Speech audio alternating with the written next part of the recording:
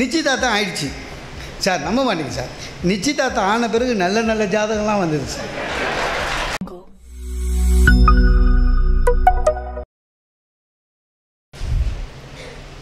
இதுதான் முதல் மேடை. நன்றியுரை சொல்ல வந்தவர் வரவேற்புரைக்கு அடுத்து பேசினது. பேசிட்டு அவர் போயிட்டார். ரொம்ப மகிழ்ச்சியாக இருக்குது. அதுவும் இல்லாமல் ஏன் உம்முன்னு இருக்கீங்கன்னு தெரியல. சாதாரணமாக வணக்கம் சொன்னால் திருப்பி சொல்லணும், நீங்கள் அதுவும் சொல்லலை. நீங்கள் எல்லாரும் சேர்ந்து ஒரு கைத்தட்டு தட்டிட்டிங்கன்னா அதை நான் வணக்கம்னு எடுப்பேன். ஏன்னா மூழ்ச்சின்னு இருக்கீங்களானாவது தெரியணும். மிக அற்புதமாக இந்த விழாவை இந்த புத்தக திருவிழாவை அமைத்திருக்கிற மாவட்ட நிர்வாகத்திற்கு என்னுடைய நன்றியை தெரிவித்துக் கொள்கிறேன். நான் புத்தக திருவிழா தஞ்சைக்கு எனக்கு தெரிஞ்சு இது 4வது முறை வரான்னு நினைக்கிறேன். ஆக்சுவலாக நேற்று முதல் நாள் தான் அமெரிக்காவோட ஃபெட்னா கான்ஃபரன்ஸில் கலந்துட்டு வந்தேன். இன்னும் எனக்கு ஜெட்லாக்கே போகல. ஆனால் அங்கேருந்து பேசும்போது சொன்னேன், கொஞ்சம் பின்னால் போடுங்க, நான் வந்து ஒரு 2-3 நாளாவது ரெஸ்ட் எடுக்கணும் அப்படின்னேன். ஆனால் பப்பாசி முருகன் இல்லைங்க, நீங்கள் முதல் நாளே பேசுகிறேங்க அப்படின்னாரு. ஏன் அவ்வளோ அவசரமாக நான் முதல் நாள் பேசணும் இல்லை, கூட்டம் எவ்வளோ வருதுன்னு செக் பண்ணணுன்னாரு. அதாவது ஆழத்தை பார்க்கும்போது குச்சி வச்சு பார்ப்பாங்கல்ல, அதுக்கு தான் நான். நீங்கள் பேசின கூட்டம் வந்ததுன்னா அதுக்கப்புறம் நாங்கள் கூட்டம் எவ்வளோ வரோன்னு நாங்கள் கவனித்து போனேன். அதே மாதிரி ஐயா ரங்கராஜன் பேசும்போது சொன்னார், எப்போல்லாம் எனக்கு மனசு கஷ்டமாக இருக்கோ எங்களுக்கு உங்கள் பேச்சு கேட்போம் அப்படின்னு. அது வெண்ணும் இல்லை, கஷ்டம் வந்து நம்ம பேச்சை கேட்ட பிறகு இவன்லாம் இருக்கிற மகிழ்ச்சியாக நம்ம என்னத்துக்கு அப்படின்னு ஒரு உத்வேகம் தான், வேறு ஒன்றும் கிடையாது. எனக்கு புத்தக திருவிழாவில் பேசுகிறது மாதிரி ஒரு மகிழ்ச்சி கிடையாது. ஏன்னா இந்த ரசிகர்கள் வேறு. ஏன்னா புத்தகத்தை விலை கொடுத்து வாங்கி படிக்கிற ஒரு கூட்டம், பேச்சை நல்லா ரசிக்கிற ஒரு கூட்டம். அதுலேயும் தஞ்சை சொல்லவே வேணாம், எப்பொழுதுமே நல்ல ரசிகர்கள் தஞ்சை மாவட்டத்தில் உண்டு. அந்த விதத்தில் ஒரு மகிழ்ச்சி. சில இடம்லாம் கொஞ்சம் கஷ்டமாக இருக்கும் போய் பேசலாம். அதாவது புக் ஃபேரில் பேசுறதுன்றது ரசிகர்களை பொறுத்த அளவுக்கு, புக் ஃபேரில் வர ரசிகர்கள் தாங்க ஒரு லெவலில் இருப்பாங்க. ஏன்னா வரமாட்டாங்க, ஆனால் வந்துட்டால் விழா முடிகிற வரையும் போக மாட்டாங்க, ரசிப்பாங்க. அதை முதல்லையே சொல்லிடணும். ஏன்னா சில இடத்துல பயமாக இருக்குது, எப்போ கிளம்புவாங்கன்னே தெரியாது. இந்த கடைசி வரை கேட்பாங்கன்னு ஏன் சொல்கிறேன்னா, எனக்கு அந்த பயம் உண்டு. உட்காருவாங்க கொஞ்ச நேரம், இது சரியில்லையேன்னு கிளம்புவாங்க. எப்பவுமே ரசிகர்கள் பேச்சாளர் கூடவே ட்ராவல் பண்ணணும், அப்போ தான் பேச்சாளருக்கு ஒரு மரியாதை. இப்போ நீங்கள் இவ்வளோ பேர் இருக்கீங்கல்ல, இதில் எத்தனை பேர் என் பேச்சையே கவனிக்கிறீங்கன்னு எனக்கு தெரியல. உட்காந்துன்னு இருக்கீங்க, அவ்வளோதான். 2-3 பேர் டைம் பார்த்தேன், 8 ஆயிடுச்சு. இப்போ போனால் தான் சப்பாத்தி மாதிரி இருக்கும், இல்லைன்னா வரட்டி மாதிரி இருக்கும். போயிடுவோமான்னு ஒரு யோசனை. இப்போவே போதுனா தான் தோசை முருகலாக இருக்கும், இல்லைன்னா அது அப்பளம் மாதிரி ஆகிருக்குமே, கிளம்பலாமான்னு ஒரு யோசனை. ஏன் எத்தனை பேர் நம்ம கூட இருக்காங்கன்றது உண்மையங்க. சென்னையில் ஒரு புத்தகத்தோடைய சில்வர் ஜூபியில் பேசினேன். பேசி முடித்த உடனே அவங்க பணம் கொடுத்தாங்க, கவர் கொடுத்துட்டு ஒரு கிஃப்ட் பேக்கெட் ஒன்று கொடுத்தாங்க. அது ஒன்றும் இல்லை, 5 லிட்டர் குக்கரு பெருசு. அதை வாங்கினு ஆடிட்டோரியம் பின்னால் ஸ்கூட்டரில் போயிருந்தேன். நான் ஆக்டிவாக வச்சுருக்கேன், அது முன்னால் வச்சேன். ஒருத்தர் ஓடி வந்தார் என்கிட்ட. சில கூட்டத்தில் எப்படின்னா, நம்ம பேசி முடிச்சோன்னே சில பேர் வந்து நம்மகிட்ட சொல்லுவாங்க, சார் நல்லா பேசுனீங்க சார், ஒரு ஃபோட்டோ எடுத்துக்கிறேன், அது மாதிரி சொல்லுவாங்க. அது மாதிரி ஓடி வராக்கன்னு வந்தேன். கிட்ட வந்த ஆள் என்னை கேட்டார், சார் ஆமாம் ஏஜென்ட்டுக்கெலாம் கிஃப்ட்டு கொடுக்குறாங்களா அப்படின்னாரு. அவன் என்ன நினச்சிங்கன்னா, அந்த பத்திரிக்கைக்கு நான் மயிலாப்பூருக்கு ஏஜென்ட்டுன்னு நினச்சினுக்கிறான். அவன் ஏஜென்ட்டுக்கெலாம் கிஃப்ட்டு கொடுக்குறாங்களான்னு. இல்லைங்க தெரியலையேன்னு. அப்போ உனக்கு எப்படி கொடுத்தாங்க அப்படின்னு. இல்லைங்க நான் உள்ளே பேசினேன்னு. யார்கிட்ட பேசினேன்றான். அவன் என்ன சொல்கிறான், நான் ஏஜென்ட்டு முடிவு பண்ணிட்டான். இவன் யாரோ தெரிஞ்சவன் ஏஜென்ட்டு பேசி கிஃப்ட்டு வாங்கி வந்துட்டுக்கிறான். இப்போ யார்கிட்ட பேசுனீங்கன்னா ஆள் பேர் சொன்னால் இவன் போய் சண்டை போட்டு வாங்கலான்னு. நான் சொன்னேன், இல்லைங்க மேடையில் பேசுனேன். மேடை இல்லையா, நான் உள்ளே தானே இருந்தேன்னா. சார் 1 ஹவர் பேசியிருக்கேன் சார். அந்த ஆளும் உள்ளே தான் இருந்திருக்கார். நான் பேசுனதை கேட்டிருக்கார், கேட்கல, உட்கார்ந்து இருந்திருக்கார். அவர் கவனம் முழுக்க எந்த ஏஜென்ட்டுக்கு கிஃப்ட் கொடுக்குறாங்களே இருந்திருக்கு. அதனால் வந்தவங்களை இன்னும் நான் அதனால தான் எந்த கூட்டத்துக்கு போனாலும் அந்த முன் வரிசையில் உட்கார்றாங்க பார்த்தீங்களா, ஒரு 4-5 பேர் அவங்களே உத்து பார்ப்பேன். இப்போ கூட இங்கே ஒரு முதல்வர் வந்தாங்க இல்லை, போயிட்டாங்க. இல்லை, எந்த கூட்டத்துக்கு போனாலும் அந்த முதல் வரிசையில் உட்கார ஒரு 3-4 பேரை உத்து பார்த்தே பேசினிருப்பேன். மாட்டினாங்கன்னு அர்த்தம் நம்மக்கிட்ட. ஏன்னா எழுதுக்க முடியாது, அவங்கள பார்த்துன்னே தான் பேசுவேன். மீதி பேர் போனாலும் கவலை இல்லை, நமக்குன்னு ஒரு 3 பேர் வாச்சிருக்காங்க, அவ்வளோதான். வாழ்க்கையில் அதோட மகிழ்ச்சி அடையணும். இதுலேயேங்க ஒரு மீட்டிங் அதே மாதிரி பேசினீங்கன்னா 3 பேரை பார்த்தே பேசினீங்கன்னா அதில் ஒருத்தர் உஷாராயிட்டார். என்ன இவன் நம்மளை பார்த்தே பேசுகிறான்னு அந்த ஆள் டென்ஷன் ஆகி என்ன பண்ணிட்டாரு, பேக்கெட்லேருந்து டக்குன்னு செல்ஃபோன் எடுத்து செல்ஃபோனையே நோண்டினுங்கிறான். எப்போ 45 நிமிஷமாக எனக்கு பேச்சு வரல. ஏன்னா முன் வரிசையில் உட்காந்து ஒருத்தர் செல்ஃபோனை பார்த்துன்னா நமக்கு எங்கே பேச்சு வரும்? முடிஞ்ச உடனே இறங்கி கூட்டேன், செல்ஃபோன் உண்டு தான், எப்போ வேணாலும் பேசலாம். முதல் வரிசையில் வந்து அந்த மாதிரி பேசலாமா, நீங்கள் பேசாமல் வெளியிலே இருந்து உங்கள் செல்ஃபோனை பார்த்துருக்கலாமே. அவர் கோச்சிக்கினார், என்ன சார் இப்படி பேசுகிறீங்க, யூடியூப்பில் உங்கள் பேச்சு தான் சார் கேட்டுனுக்கிறேன் நான். ஏன்னா நான் தான் நேரில் பேசினுக்கிறேன் நான். அதோட இன்னொன்று சொன்னான், இதில் நீ நல்லா பேசுகிற சார் அப்படின்னு. அதனால் ரசிகர்கள் மேலே ஒரு பயம் உண்டு. இந்த புத்தக திருவிழா நடத்துறதுல என்ன அரசு, இந்த அரசு இந்த புத்தக திருவிழாவை பப்பாசியோடு சேர்ந்து ஒவ்வொரு மாவட்டத்திலும் ஒவ்வொரு வருடமும் ஒரு முறை நடத்த வேண்டும் என்று ஆணையிட்டு இருக்கிறது. ஏன்? மக்களுக்கு புத்தகத்தை வாசிக்கிற பழக்கத்தை சொல்லிக் கொடுக்கணும். இருக்கிற மக்களுக்கு இல்லை, வளரும் குழந்தைகளுக்கு. தயவு செஞ்சு இங்கே இவ்வளோ பேர் வந்திருக்கீங்க, எனக்கு தெரியல எத்தனை பேர் புத்தகம் வாங்கியிருக்கீங்கன்னு. ஏன்னா நம்ம தமிழனுடைய இது என்னென்னா, எங்கேயாவது எக்ஸ்ட்ராவாக 4 டியூப்லைட்டுன்னா கூட போய் நிற்பான், ஏதோ நடக்குது விசேஷம்னு. சீரியல் செட்டு போட்டால் போய் வேடிக்கை பார்ப்போம். இது வேடிக்கை பார்க்கறதில்ல. என் ஃப்ரெண்டுங்க ரொம்ப படித்தவன், அவன் சொல்கிறான், நீ சொன்னேன்னு புக் ஃபேர் போனேன், ஒன்றும் பிரயோஜனம் இல்லைன்ட்டான். ஏண்டாண்ணே? கிடைக்கவே இல்லை அப்படின்னா.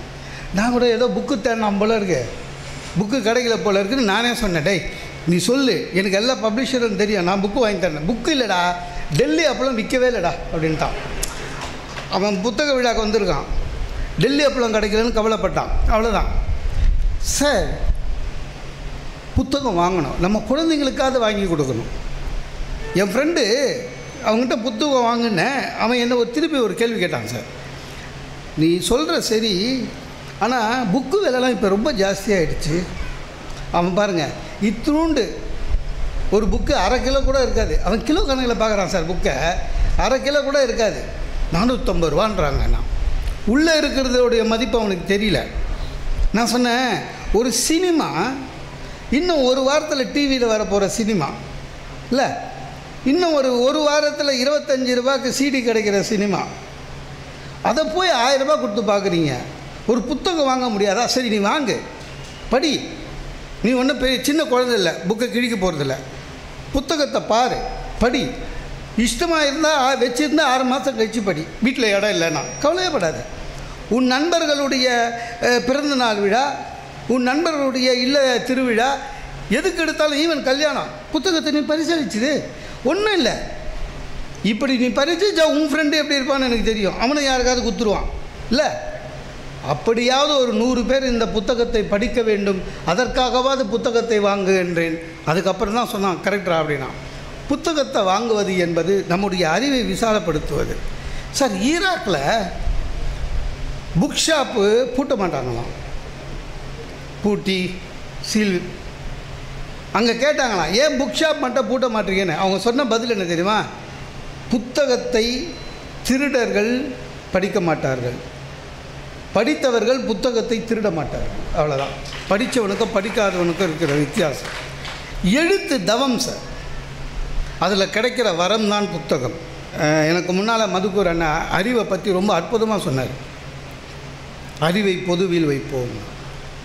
நம்ம இன்னும் எனக்கு கொடுத்த தலைப்பு கொடுத்துருக்காங்க, சிரிப்பும் சிந்தனையும். அதெல்லாம் ஒன்றும் இல்லை. வாழ்க்கையில் சிரிக்கணும், மகிழ்ச்சியாக இருக்கணும். இப்போ நீங்கள் சரி, அவர் ஒரு நபர் பேசுகிறாரு, நீ எவ்வளோ அவர் பேசுகிறேன்னு நினச்சின்னு இருக்கீங்க. நான் முடிச்சிடுவேன். ஒரு நல்ல பேச்சாளருக்கு அழகு வந்து ரசிக்கும் போதே நிறுத்திடணும். சில பேருக்கு அது தெரியறதில்ல. பேச்சாளருக்குன்னு ஒரு இது இருக்குங்க, ரொம்ப கஷ்டம். அவையோர்களை கண்டிப்பாக பார்க்கணும், அமைப்பாளர்களை கண்டிப்பாக பார்த்துக்கணும். சில அமைப்பாளர்கள் நம்மளை ரொம்ப கஷ்டப்படுத்திடுவாங்க. ஒரு பேச்சாளர் பேசினே இருந்தாருங்க, நல்லா பேசலை, இவர் நல்லா பேசுன்னு தான் நினச்சின்னு இருந்தார். முடிஞ்ச உடனே அமைப்பாளர் வந்து அந்த தலைவர் வந்து ஒரு கவர் கொடுத்தாரு பேசுறதுக்கு. இது வாங்கி வச்சுக்கிட்டார். வாங்கி வச்சு பார்க்குறாரு, இந்த அமைப்பை சேர்ந்தவங்க ஒரு 4-5 பேர் ஆடியன்ஸ்கிட்டயே காசு கலெக்ட் பண்ணுறாங்க.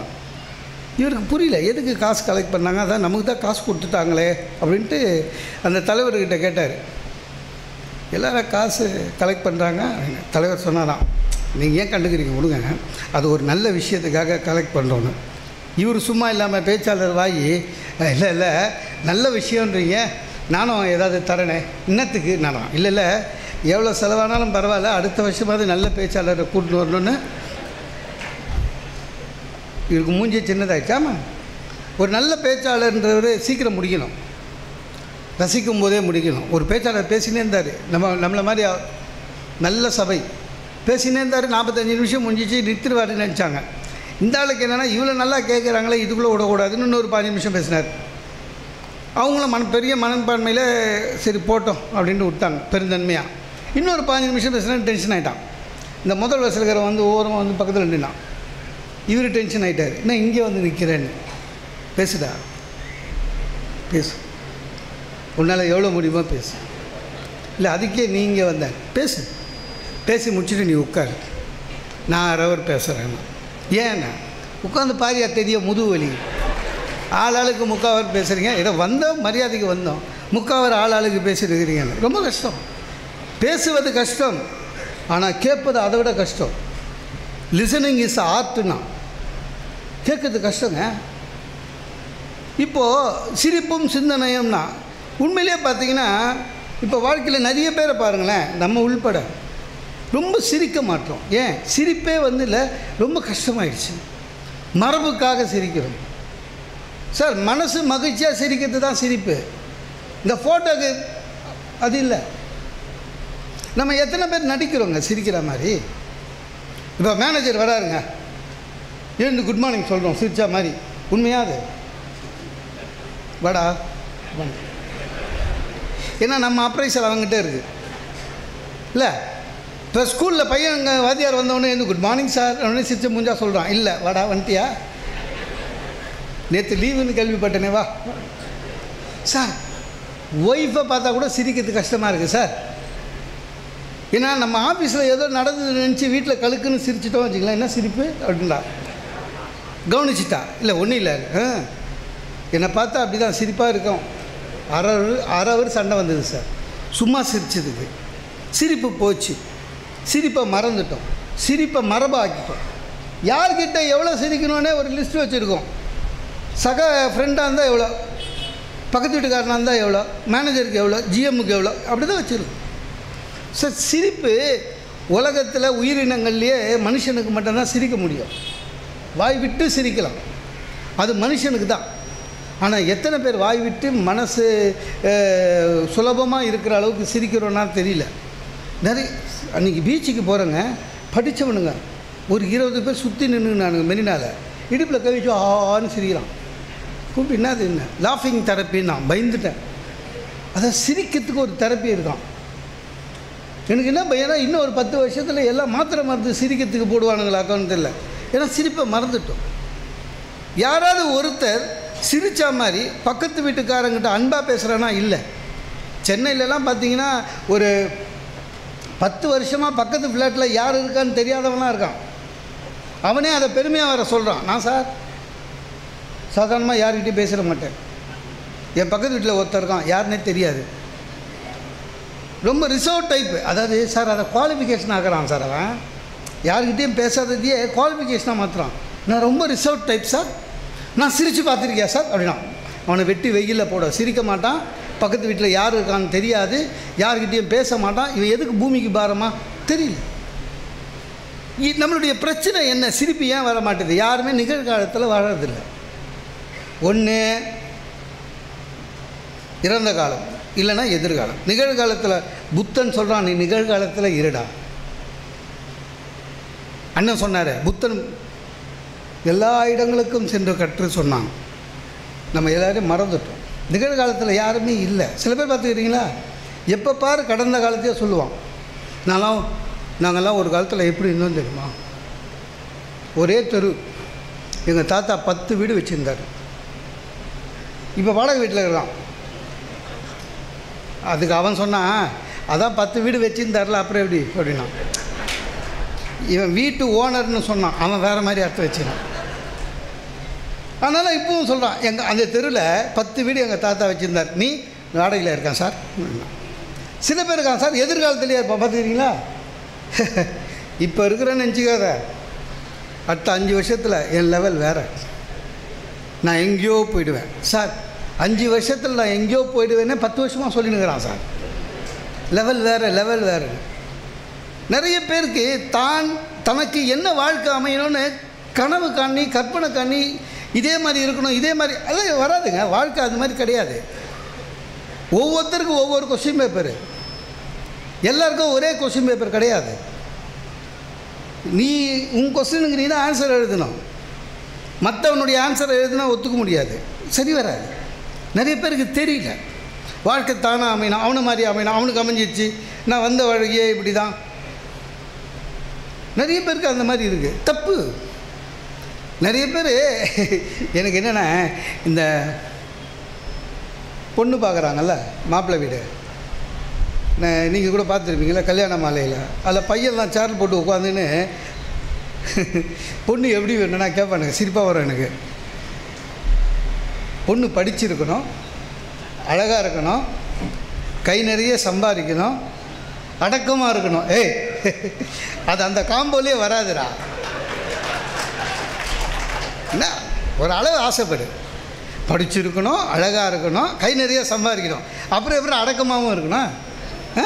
அழகாக இருந்தால் அவ்வளோதான், ஏதோ ஒல்லு. நிறைய பேர் அது தெரியாது சார், அலைவான். அந்த மாதிரி தான் வாழ்க்கை, அது மாதிரி அமையாது. ஆமாங்க, ஜாதக பரிவர்த்தனை போனால் அப்படி தான். நான் கூட தான் இப்போ ஜாதக பரிவர்த்தனை ஒவ்வொரு இதுக்கும் இருக்குல்ல. என் கல்யாணத்துக்கு நான் 5000 ரூபாய் கட்டி ஒரு 50 ஜாதகம் வேணும் இருந்தேன். என் ஜாதகத்தோடு என் நட்சத்திரோடு பொருந்தது 5 மாட்டிச்சு. அதில் சுமாராக ஒரு 3 செலக்ட் பண்ணேன். நிச்சயதார்த்தம் ஆயிடுச்சு சார். நம்ப மாட்டேங்க சார், நிச்சயதார்த்தம் ஆன பிறகு நல்ல நல்ல ஜாதகம்லாம் வந்தது சார். நிஜமா, மாப்பிள்ளைக்கு கார் வாங்கி தரேன், பொண்ணுக்கு 2 வீடு வைக்கிறேன். எங்கள் அப்பா கிட்ட கூட கேட்டேன், அப்பா கதம் முடியுது. வாழ்க்கை நமக்கு நாம் எதிர்பார்த்த அளவுக்கு அமையாது. ஆனால் வாழ்க்கையை நாம் எதிர்பார்த்த அளவுக்கு நாமே அமைத்து கொள்ள முடியும். அதற்குத்தான் ஆண்டவன் அறிவை கொடுத்திருக்கிறான், பகுத்தறிவை. நீங்கள் நம்பிக்கையோடு இருங்கள்.